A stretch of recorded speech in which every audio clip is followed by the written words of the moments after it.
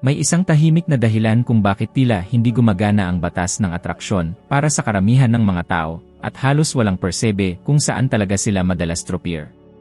Maraming humihiling, naghahangad, nagmumuni-muni, nag-uulit ng magagandang pangungusap, ngunit nananatiling pareho ang kanilang realidad. At kapag walang nagbabago, iniisip nilang hindi ito totoo. Ngunit ang katotohanan ay hindi comfortable, gumagana ang batas na ito sa bawat sandali. Hindi ito pumapalya. Ang pumapalya ay ang paraan ng paggamit mo nito. Hindi mo naakit ang gusto mo. Inaakit mo ang mismong anyo ng pagkataong pinaniniwalaan mong ikaw. Dito nawawala ang napakalaking bahagi ng mga tao. Nais nilang baguhin ang pera ngunit hindi ang pagkakakilanlan. Nais nilang baguhin ang resulta nang hindi binabago ang panloob na programa. Nais nilang yumaman habang nananatiling nakasanay ang pag-isip sa simpleng pag-survive. Nais nilang maging masagana habang puspos ang emosyon ng takot at kakulangan. Nais nilang maging malaya habang nakakulong sa dating mga ugali. At pagkatapos magtaka kung bakit walang nangyayari. Hayaan mong itanong ko sa iyo ang isang payak, ngunit hindi komportableng tanong, kung ang lahat ng paniniwala mo tungkol sa pera ay direktang mailarawan sa laman ng iyong sariling bangko, magiging iba ba ang itsura nito ngayon? Ilang ulit mo nang hinangad na magkaroon ng higit pa, ngunit nanatili ka pa ring mag-isip ng maliit. Ilang beses mo nang sinabi na gusto mong umunlad ngunit nakaramdam ka ng pagkakasala kapag gumastos ka para sa iyong sarili. Ilang ulit mo nang inisip ang pagiging mayaman habang sa ilalim ng iyong emosyon ay naniniwala ka pa rin na ang pera ay mahirap, madumi, mapanganib o bagay lamang para sa ilang tao. Ang larawan na hawak mo tungkol sa iyong sariling halaga ang nagdidikta sa bawat tahimik mong desisyon. At ang mga desisyong ginagawa ng walang ingay ang siyang bumubuo ng malalakas na kapalaran. Hindi tumutugon ang batas ng atraksyon sa iyong mga salita. Tumutugon ito sa nangingibabaw mong daloy ng iniisip, nararamdaman, at inaasahan. Maaari kang umulit ng kahit 1,000 pahayag sa bawat araw, ngunit kung nakikita mo pa rin ang iyong sarili bilang isang taong limitado, laging kapos, maliit, o hindi karapat-dapat, iyon ang patuloy mong mahihila papalapit. Ang isip ay parang thermostat, palaging ibinabalik ang iyong buhay sa antas na nakasanayan nitong ituring na normal. Maaari kang umangat dahil sa matinding pagsisikap, pagkakataon, o swerte, ngunit kung hindi nagbago ang panloob na estruktura, babalik ka pa rin sa lumang antas. Tinatawag ito ng marami na malas. Ngunit hindi ito malas. Ito ay panloob na pagkakapare-pareho. Hindi bumabagsak ang mga tao dahil kulang sila sa pangarap. Nabibigo sila dahil sobra ang daming panloob na salungatan na hindi nila inaayos. Takot mawalan ng pera, takot hindi maging sapat, takot sa opinyon ng iba, takot magkamali, takot magsimulang muli. Napansin mo ba kung paano ang maraming taong nagsasabing nais nilang yumaman, ngunit nanginginig kapag may totoong oportunidad? Napansin mo ba kung paano hinihiling ng marami ang pag-angat, ngunit umiiwas sa responsibilidad? Ang pag-angat ay nangangailangan ng bagong identidad. At ang bagong identidad ay nangangailangan ng hindi komportableng panloob na pagbabago. Karamihan ay ayaw bayaran ang presyong emosyonal na yon. Nais ang bunga ngunit ayaw palitan ang ugat. Nais ang bagong resulta ngunit ayaw baguhin ang lumang pattern. Nais mag-ani ng bago habang nagtatanim pa rin ng lumang kaisipan. At imposibleng mangyari iyon. Hindi nakikipag-usap ang universo sa kalituhan. Ipinapakita lamang nito ang anino ng iyong sariling larawan. Kapag nakikita mo ang sarili mong maliit, ibinabalik nito ang maliit. Kapag nakikita mong kulang ka, dinadala ka nito sa kakulangan. Kapag nakikita mong kaya mo, bigla nitong binubuksan ang mga pinto na dati mistulang sarado. Hindi sa mundo nagsisimula ang pagbabago. Nagsisimula ito sa salamin. Ang bawat bagay na pinapayagan mong manatili ng tahimik sa iyong isipan ay nagiging malakas na realidad sa iyong buhay.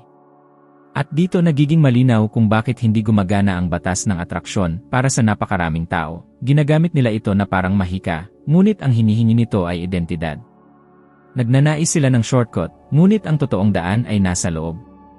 Nais nilang baguhin muna ang panlabas, ngunit ang tamang direksyon ay palaging mula sa loob papalabas. Isang araw ay nakita ko mismo kung ano ang nangyayari kapag inuna ng isang tao baguhin ang panloob na pattern bago magbago ang mundo sa paligid. Noon, wala akong direksyon, palipat-lipat ng trabaho, walang layunin, walang disiplina, walang inaasahang pag-angat. At ang mundong ginagalawan ko ay eksaktong refleksyon ng kaguluhan sa loob ko. Hanggang sa may isang ideyang nagpasindi ng liwanag, hindi nagbabago ang buhay kapag nagbago ang kinikita, nagbabago ito kapag nagbago ang isipan. Sa sandaling iyon, walang nagbago sa labas. Ang bangko ko ay nanatiling halos walang laman. Wala ring lumilitaw na oportunidad. Walang senyales na ibinibigay ang mundo. Ngunit may nag-iba na sa loob ko. At kapag nag-iba ang loob, oras na lamang ang pagitan bago sumunod ang labas. Karamihan ay sumusuko sa yugtong iyon na hindi nakikita. Dahil nais nila ang patunay bago magbago. Ngunit kabaligtaran ang mekanismo, kailangan mo munang panindigan ang bago kahit hindi pa ito nakikita, at saka pa lamang lumilitaw ang ebidensya. Ang taong nangangailangan ng garantiya mula sa labas bago maniwala ay hindi umaalis sa lugar. Dahil gumagalaw lamang ang lumang identidad kapag may kasiguruhan. Ang bagong identidad ay ipinapanganak kapag nagpapatuloy ka kahit may takot. Hindi tungkol sa paghingi ang batas ng atraksyon. Tungkol ito sa pagpapanatili. Panatilihin ang bagong pananaw kahit wala pang kumpirmasyon. Panatilihin ang bagong pattern kahit lumalabas pa rin ang mga lumang resulta. Panatilihin ang bagong identidad kahit sinusubukan ka pang hilahin ng mundo pabalik. Kapag naunawaan ito ng isang tao, tumitigil siya sa paghabol sa resulta. Nagiging mismong resulta siya. At dito nagsisimula ang malaking pagbaliktad na ilan lamang ang naglalakas loob na yakapin. Ngayon, hayaang palalimin ko kung bakit ginagamit ng karamihan ang batas ng atraksyon na parang desperadong pakiusap sa universo, samantalang ang paraan ng tugon nito ay parang salamin na eksaktong nagbabalik ng ipinapakita mo. Maraming nagsasabing gusto nila ng mas maraming pera, nais nilang umunlad, nais nilang maging malaya. Ngunit gigising sila araw-araw na dala pa rin ang parehong emosyonal na postura, parehong mga reklamo, parehong gawi, at parehong uri ng usapang nakasanayan. Ang parehong mga otomatikong gawi. At pagkatapos ay napapagod sila porque walang bagay na realmente nagbabago.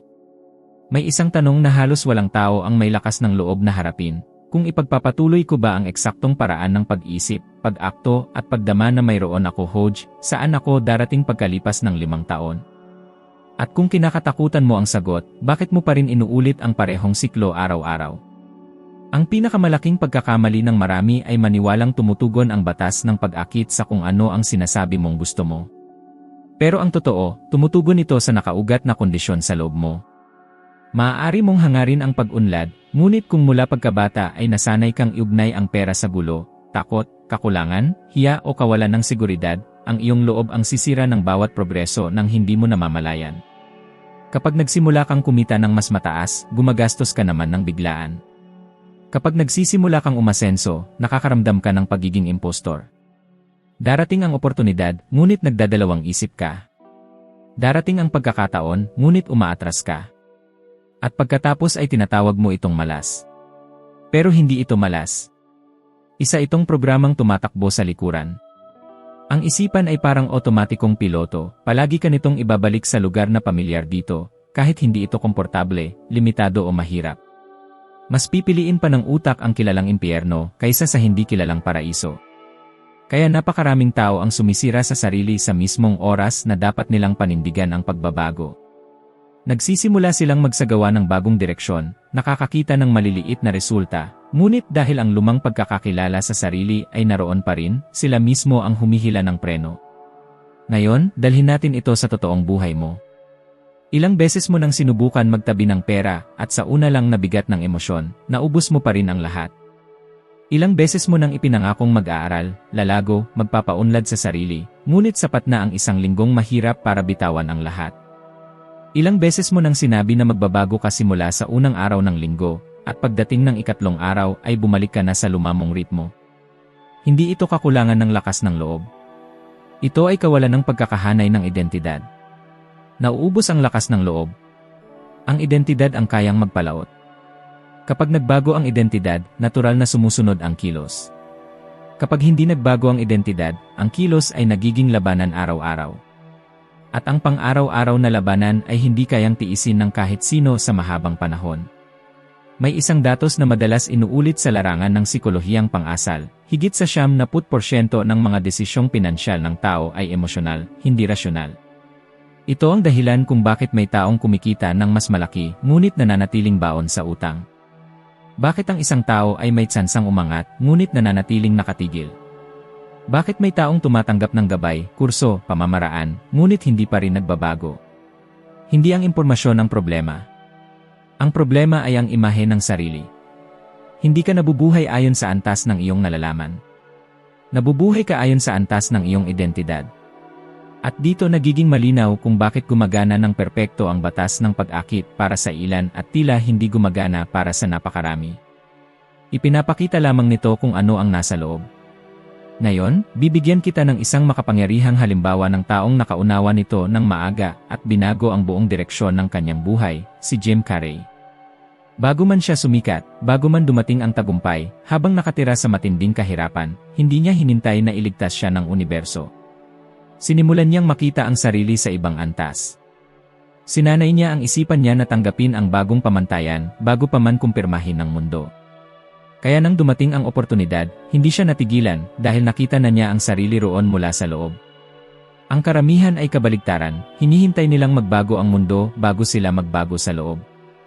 At dahil dito, nawawala ang lahat ng pagkakataong nangangailangan muna ng identidad bago kakailanganin ang kakayahan. Ginagantimpalaan ng mundo ang mga taong nakikita na ang sarili sa susunod na antas. Ngayon hayaan mo akong sabihin ng diretsahan, hindi ka bibigyan ng batas ng pag-akit ng anumang bagay para kumbinsihin kang maniwala. Ibinibigay lamang nito ang kaya mo ng panindigan. Kaya napakaraming tao ang nagnanais umasenso, ngunit hindi kayang dalhin ang pag-unlad kapag lumalapit na ito. Nais nilang lumago, ngunit natatakot sila sa paglago nila mismo. Nais nilang maging malaya, ngunit nakakaramdam ng guilt kapag hindi na sila nabubuhay para lang makaligtas. At bago ako magpatuloy, kailangan kong gawin ito. Kung umaabot sa iyo ang mensaheng ito at may saysay para sa iyo, pindutin mo ang gusto ko at mag-subscribe ka sa channel. Mukhang maliit na bagay, pero napakalaki ng epekto nito para makarating ang mensaheng ganito sa mas maraming taong nasa parehong lugar kung saan ka minsang naroon o marahil naroon pa ngayon. Kapag ginawa mo ito, hindi mo lang tinutulungan ang channel. Tinutulungan mo ang isang tao na hindi pa alam na kailangan niyang marinig ito. Ngayon, balik tayo. May isang tahimik na kasinungalingang nagbabaon sa milyon-milyong tao, ang paniniwalang una munang gaganda ang buhay bago sila magbago. Pero ang totoo, kabaligtaran palagi, una kang magbabago, sa katutugon ang buhay. At sa pagitan ng panloob na desisyon at panlabas na resulta, karamihan ay sumusuko. Dahil parang walang nangyayari. Pero sa katotohanan, ang lahat ay inaayos sa hindi nakikita.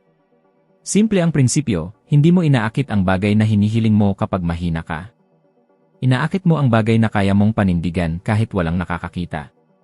Hindi tumutugon ang universo sa pag-asa mo. Tinutugon nito ang panloob mong konsistensya. At habang ginagamit mo ang batas ng pag-akit bilang paminsang pakiusap sa halip na pang-araw-araw na identidad, mananatili kang bigo sa mga resulta. Nagsisimula ang tunay na pag-ikot kapag tumigil ka sa tanong na bakit hindi gumagana at sinimulan mong ayusin kung sino ang isinasa buhay mo araw-araw. May kailangan akong ibunyag sa iyo ngayon, isang verdade na halos walang tao disposto reconnoiser. Hindi humihinto ang batas ng pag-akit kapag ikaw ay nasa kakulangan, humihinto ito cuando vos tenta escapar de la sem, baguhin ang taong vosi sa loob. At doon mismo ako halos naipit ng panghabang buhay. Sa isang yugto ng aking eksistensya, abala akong nag-aayos ng mga problema sa labas habang ang aking mundo interno ay ganap na magulo. Mayroon akong sweldong hindi nagbabago kada buwan, kaunting sigurana, rutina, form sem anumang malinaw na viso. Wala akong tunay na layunin. Wala akong totoong ambyo. Araw-araw akong gumigising para ulitin ang eksaktong parehong mental na padro, mabuhay, magbayad ng mga kontas, at hintayin lumipas ang oras. Hanggang sa dumating ang araw na isang simpleng informaw ang tumagos sa lumang programang iyon at pinilit akong tumingin papaloob. Iniwan ko ang lahat ng walang kahit anong garantiya, walang diploma, walang proteo, walang suportang pinansyal.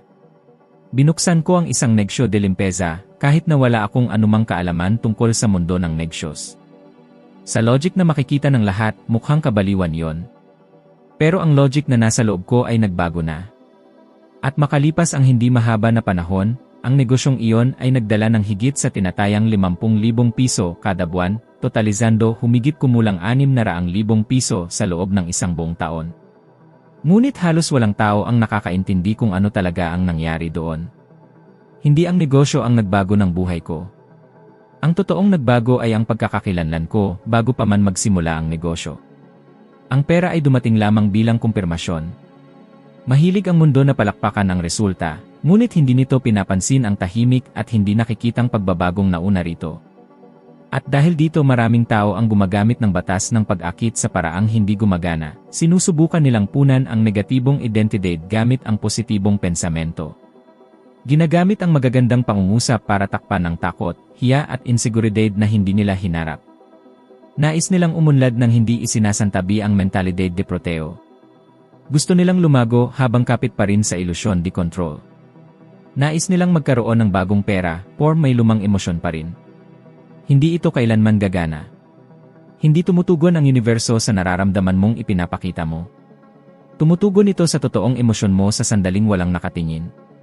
Ngayon, hayaan mo akong ipakita ang isa pang matigas na halimbawa. Maraming tao ang nagkaroon ng napakalalaking kayamanan ng mabilis, sumikat ng biglaan, nakakuha ng poder ng hindi inaasahan hindi nila hinubog ang identidad na kayang magdala nito. Ang naging resulta, pagguho ng pinansya, pagkapinsala sa emosyon, adiko, autosabotage, at pagkasira sa harap ng publiko. Mga taong lumundag para sa isang pamumuhay na hindi sinusuportahan ng kanilang panloob na estruktura. Ang pera na walang identidad ay nagiging mikroponong nagpapalakas ng kaguluhan. Ang poder na walang konsensya ay nagiging instrumento ng destruyo. Tapos tatawagin ng mundo itong malas, pero ang ugat ay isa, kawalan ng pagkakahanay sa loob. Hindi sinisira ng pera ang sinuman. Ibinubunyag lamang nito ang matagal nang nandoon. Tingnan mo ngayon ang sariling histrya. Ilang beses ka nang muntik nang umangat, agad ding sinira ang progreso. Ilang beses ka nang nagsimula ng maayos, nagkaroon ng magagandang resulta, at bigla ka na lang nawala sa ritmo. Ilang beses mo nang naramdaman na umaangat ka, sa hindi mo maipaliwanag na dahilan, ginawa mo mismo ang hakbang na nagbalik sa iyo sa lumang bell. Hindi ito kawalan ng talento. Ito ay ang identidad mong hinihila ka pabalik sa lugar na itinuturing nitong ligtas. May isang fenomeno na pinag-aralan sa neuroscience na tinatawag na bias de familiaridad. Mas pipiliin ng utak ang pamilyar na padro, kahit masakit, kaysa yakapin ang bago na nangangailangan ng bagong bersyon ng ikaw. Kaya maraming tao ang nagsasabing, hindi ko alam bakit ko ginawa ito, ang ganda na ng takbo ko. Ang totoo, ang sistema interno ay nagkaroon ng konflito sa bagong padro at hinila ka pabalik. Hindi pumalpak ang batas ng pag-akit. Tumugon ito ng eksato sa konflito. Kaya mo na ba ngayong makita kung bakit siyam sa bawat 10 tao ay hindi kayang gamitin ito ng tuloy-tuloy? Dahil gusto nilang palawakin ang realidad nang hindi pinalalawak ang identidad. Gusto nilang baguhin ang efeito nang hindi ginagalaw ang kausa. Gusto nila ng abunsya hindi inaayos ang mga programang sumisira sa abunsya. Nais nilang umunlad hindi tinatanggal ang hiya at kulpa na iniugnay nila sa pera. Nais nilang lumago hindi isinasantabi ang pangangailangang maaprubahan ng iba. Gusto nila ng rikeza na tatakot silang husgahan. At narito ang pangungusap na halos walang gustong tanggapin, nagbabago ng lahat, hindi ikaw binablock ng mundo. Ikaw mismo ang naglilimita sa sarili ayon sa kung ano sa tingin mo ang possible para sa iyo. Hindi nakabase ang batas ng pag-akit sa disedyo. Nakabase ito sa pahintulot na ibinibigay mo sa sarili. Inaakit mo lamang ang kaya mong panindigan ng tahimik sa loob. Kung may takot, kulpa, pakiramdam ng hindi pagiging karapat-dapat, at atiba na autosabotage, nalilikha ang konflito sa buong sistema. Kaya ngayon, may tanong ako sa iyo, kung bukas ay dumoble ang iyong kita, kaya ba itong dalhin ng iyong identidad ng hindi natataranta? Kung dumating ang napakalaking oportunidad ngayon, mararamdaman mo bang kaya mo ito o matatakot kang mawala?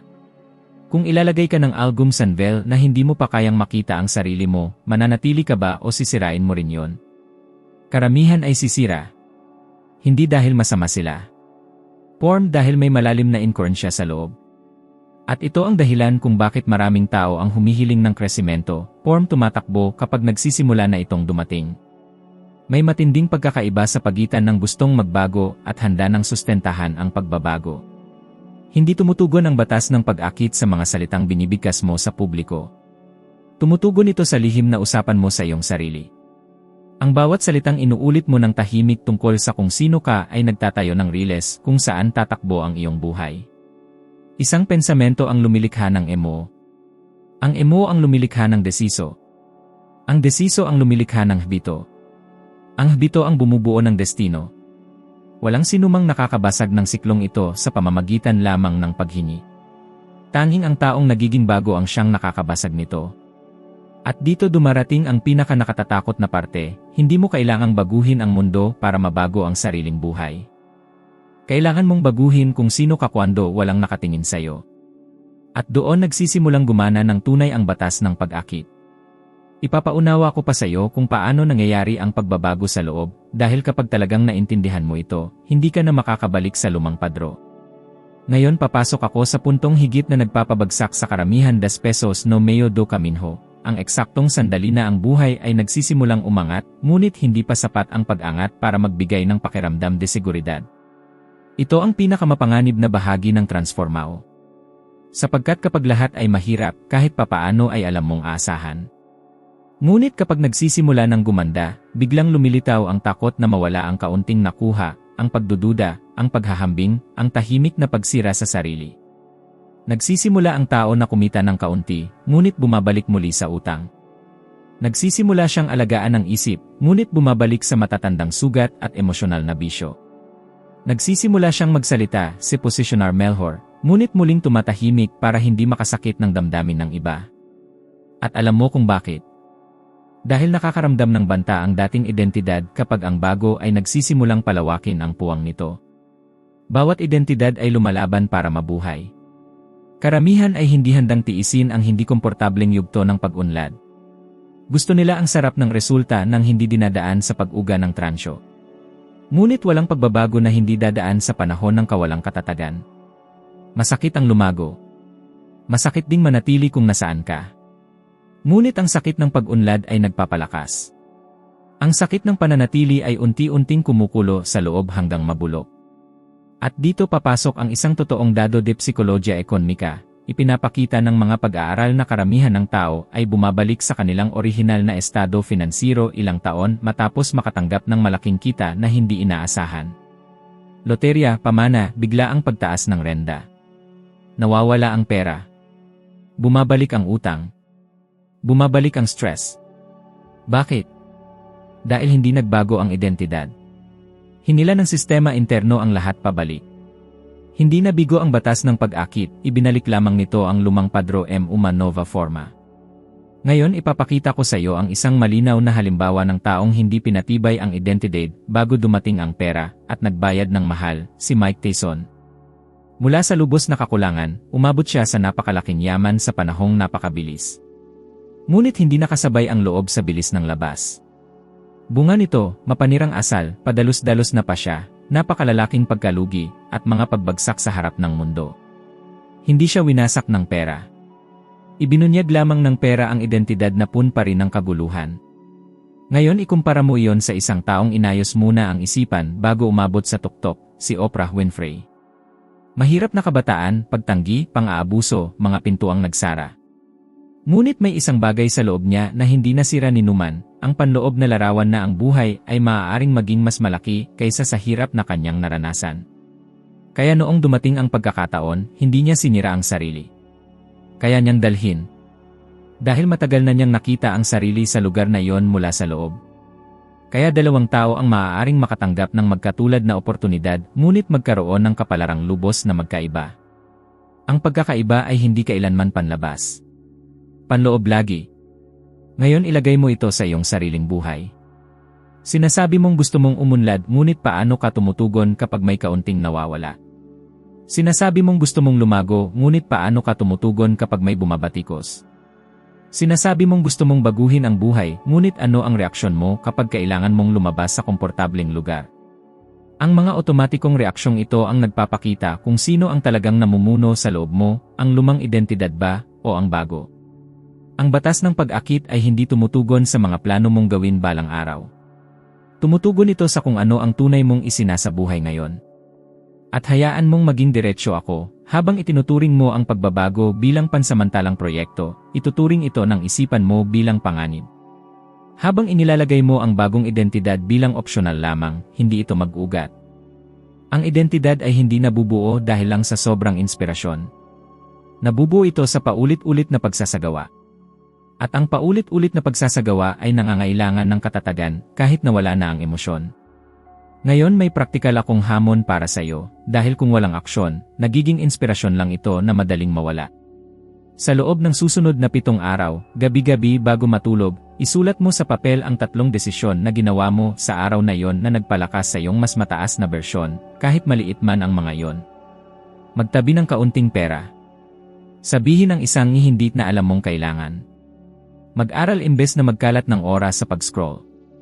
Matulog sa oras. 7 araw. Iyon lang. Sa dulo ng linggong iyon, hindi pera ang unang magbabago. Ang unang magbabago ay ang paraan ng pagtingin mo sa sarili. At kapag nagbago ang paraan ng pagtingin mo sa sarili, nagbabago rin ang pagtrato ng mundo sa iyo. Palaging ganoon. Ang identidad ay hindi nagbabago sa malalaking pahayag. Nagbabago ito sa maliliit na kilos na inuulit sa katahimikan. At narito pa ang isang hindi komportableng katotohanan, ang batas ng pag-akit ay hindi nagbibigay gantimpala sa paminsan-minsang pagsisikap. Tumutugon ito sa tahimik ngunit tuloy-tuloy na padro. Hindi gumagalaw ang universo dahil sa pangako. Gumagalaw ito dahil sa ugali. At ang ugaling pinipili mo ngayon ang eksaktong magtatakda kung saan ka mapupunta bukas, pagkalipas ng 1 taon, pagkalipas ng 5 taon. Hindi ka nahuhuli. Paulit-ulit mo lang isinasabuhay ang bersyong hindi nakakatulong sa iyo. At iyan ang pinakamagandang balita na maaari mong matanggap. Dahil ang anumang na programa maaari ring ireprograma. Sa susunod na bahagi, ipapakita ko ng eksakto kung paano patatagin ang bagong identidad na ito nang hindi umaasa sa motibasyon, sa walang lamang pangako o sa ilusyon. Doon nagiging tunay na kasangkapan ang batas ng pag-akit, hindi teorya, kundi instrumento ng pagbabago. At ngayon isasara ko ang siklong ito sa pirasong ginagawang permanente ang transformasyon, konsolidasyon. Sapagkat ang pag-intindi lamang ay hindi nakapagbabago. Ang pag-angat ng emosyon ay hindi nakapagbabago. Ang mga pangako ay hindi nakapagbabago. Ano ang tunay na nagbabago? Ang uri ng asal na iyong pinipili at paulit-ulit na inuugali kahit walang taong nakatingin. Nagsisimulang gumana ng lubusan ang batas ng atraksyon kapag ang pagkakakilanlan na iyong pinapanindigan ay umaayon sa buhay na sinasabi mong nais mong maranasan. At hayaan mong sabihin ko ang isang katotohanang bihirang tanggapin ng karamihan, hindi mo kailangang maramdaman muna ang kumpiyansa para umasta na parang isang taong may kumpiyansa. Kailangan mong kumilos na parang ganoon upang maituro sa iyong panloob na sistema kung paano maramdaman iyon. Ang damdamin ay sumusunod sa pagkilos, hindi baliktad. Kadalasan, hinihintay muna ng mga tao ang tamang pakiramdam bago sila gumawa. Ang mga taong talagang nagbabago ng sarili nilang buhay ay kumikilos bago pa lumitaw ang pakiramdam. At doon nagsisimula ang pagbaligtad ng destino. Kapag iniingatan mo ang iyong pera kahit may takot pa, tinuturuan mo ang iyong isipan na ikaw na ngayon ay isang taong may paggalang sa sarili pagdating sa pananalapi. Kapag nag-aaral ka kahit walang gana, ipinapakita mo sa iyong utak na ikaw na ngayon ay isang taong disiplinado. Kapag nagtatatag ka ng posisyon kahit nanginginig pa, itinuturo mo sa iyong kalooban na ikaw na ngayon ay isang taong matatag. Ang tunay na pagkakakilanlan ay hindi ipinapanganak mula sa pag-isip lamang. Lumilitaw ito mula sa paulit-ulit na asal. Natututo ang isipan sa pamamagitan ng ebidensya, hindi sa pangako. Hindi ka nagiging masagana sa pamamagitan ng pagbigkas ng kayamanan. Nagiging masagana ka kapag nagsisimula kang umasal na parang isang taong umaasang darating ang kasaganaan sa kanyang buhay. At binabago nito ang lahat. May malinaw na paliwanag mula sa agham ng pag-ugali, lumilikha ang utak ng bago at matatag na koneksyong neural mula sa paulit-ulit na maliliit at tuloy-tuloy na tagumpay. Dahil dito, ang mga pagbabagong tumatagal ay karaniwang nagsisimula ng napakaliit. Ang mga sumusubok baguhin ang lahat ng sabay-sabay ay kadalasang bumabalik din ng sabay-sabay sa dati. Ngunit ang dahan-dahang nagbabago ay nagbabagong tuluyan. Tinutugunan ng batas ng atraksyon ang nangingibabaw na padron ng iyong asal at reaksyon. Kung ang nangingibabaw mo pang ugali ay reklamo, paggastos ng pabigla-bigla, pagpapaliban ng mga desisyon at pamumuhay sa otomatikong daloy, ibinabalik ng universo ang parehong kalidad ng resulta. Ngunit kung nagsisimula kang lumikha ng panibagong ritmo, kahit maliit pa ito, nagsisimulang mag-iba ang direksyon ng buong larangan sa paligid mo. Nauuna munang magbago ang isipan. Kasunod nito ang mga desisyon. Pagkatapos, ang mga pagkakataon ay nagsisimula ring kumilos sa isang bagong paraan. At kapag nagsimulang dumaloy ng kakaiba ang pera, iniisip ng karamihan na ito'y swerte. Ngunit alam mo na ito'y identidad. Nais kong iwan sa iyo ang isang pangungusap na literal na humuhubog sa iyong kinabukasan mula ngayon. Ang inuulit mo, iyon ang nagiging ikaw. Ang iyong kinukonsinti, iyon ang iyong tinatanggap. At ang iyong tinatanggap, iyon ang iyong isinasabuhay. Hindi minamasdan ng batas ng atraksyon kung ano ang gusto mo. Minamasdan nito kung ano ang pinapayagan mong maging normal sa iyong buhay. Kung normal para sa iyo ang reklamo, utang, pagpapaliban at simpleng pag-iral, iyon ang ibabalik sa iyo. Ngunit kung nagiging normal para sa iyo ang disiplina, kaliwanagan, paggalang sa sarili, pag-unlad at pananagutan, nagbabago rin ang salamin ng iyong realidad. Lahat ng oras. At ngayon, bibigyan kita ng isang huling hamon, payak ngunit makapangyarihan, at nagsisilbing buod ng lahat ng narinig mo. Sa susunod na 30 araw, pumili ka lamang ng isang gawi na kumakatawan sa bersyon mo sa hinaharap at panindigan mo iyon araw-araw nang hindi nakikipagtawaran sa sariling damdamin. Maaari itong kaugnay ng pananalapi, pag-iisip, katawan o propesyon. Isa lamang. 30 araw. Walang drama. Walang tagapanood. Walang anunsyo. Gawin mo lang. Sa dulo ng 30 araw na ito, hindi ka lamang magkakaroon ng bagong gawi. Magkakaroon ka ng bahagyang binagong pagkakakilanlan. At ang bahagyang binagong pagkakakilanlan ay nagsisimula ng humila ng isang realidad na lubhang naiba. Hindi nabibigo ang batas ng atraksyon para sa 70% ng mga tao dahil mahina ito. Nabibigo ito dahil hinihingi nito ang isang bagay na kakaunti ang may lakas para gawin, iwanan ang lumang sarili sa pamamagitan ng araw-araw at tahimik na pagpapasya. Hindi ito mahika. Hindi ito salamangka. Ito ay pagkakapare-pareho. At ang pagkakapare-pareho ay laging nagwawagi. Kapag naunawaan mo ito, nagsisimula ng magbago ang iyong buhay, kahit hindi pa nakikita ng iba. At sa mga sandaling walang nakakakita, doon umuusbong ang pinakamalalaking pagbabago. Mayroon pang mas malalim na pagkakamaling nagpapahina sa batas ng atraksyon sa buhay ng maraming tao, kahit na naunawaan na nila ang konsepto, ang pagkapit ng damdamin sa resulta. Bahagyamang nagbabago ang asal, nagsisikap mang mag-isip ng iba, nagsisimula mang tama, pero palagi silang tumitingin palabas para hanapin ang kumpirmasyon. Araw-araw nilang sinusukat kung gumagana na ba, kung may lumitaw na bang palatandaan, kung may nakapansin, kung dumating na ba ang pera, kung may pagkakataong sumulpot. At habang sinusukat nila, mas lalo silang naiipit. Habang naiipit, sila'y nagdududa. Habang nagdududa, humihina ang bagong padron. At ang batas ng atraksyon ay tumutugon ng eksakto sa panginginig na iyon ng pagkabalisa at kakulangan. Ang taong abala sa paghahanap ng panlabas na ebidensya ay tahimik na nagpapahayag na hindi niya lubos na tiwala ang kanyang bagong identidad. At anumang wala kang tiwala, hindi mo kayang panindigan. Hayaan mo akong magtanong sa iyo ng diretsahan, kung walang makakakita sa iyong pagsisikap sa loob ng isang buong taon, magpapatuloy ka pa rin ba? Kung walang papalakpak, magtitiyaga ka ba? Kung mas mabagal lumitaw ang resulta kaysa sa suporta ng iyong pagmamataas, kakayanin mo ba?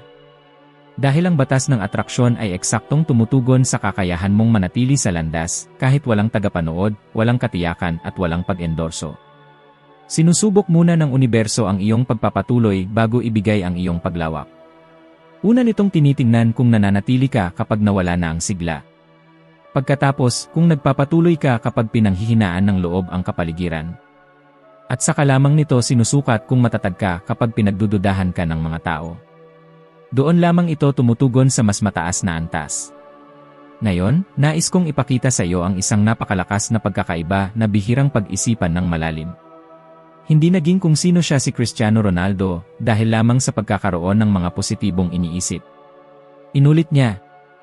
Sa loob ng maraming taon, hinubog niya ang sarili base sa isang pagkataong nakasandig sa matinding disiplina, lalo na nos instantes walang mata o kamera na nakatingin. Nag-ensayo siya kapag walang sinuman ang presente. Inalagaan niya ang sarili kahit walang humihingi nito.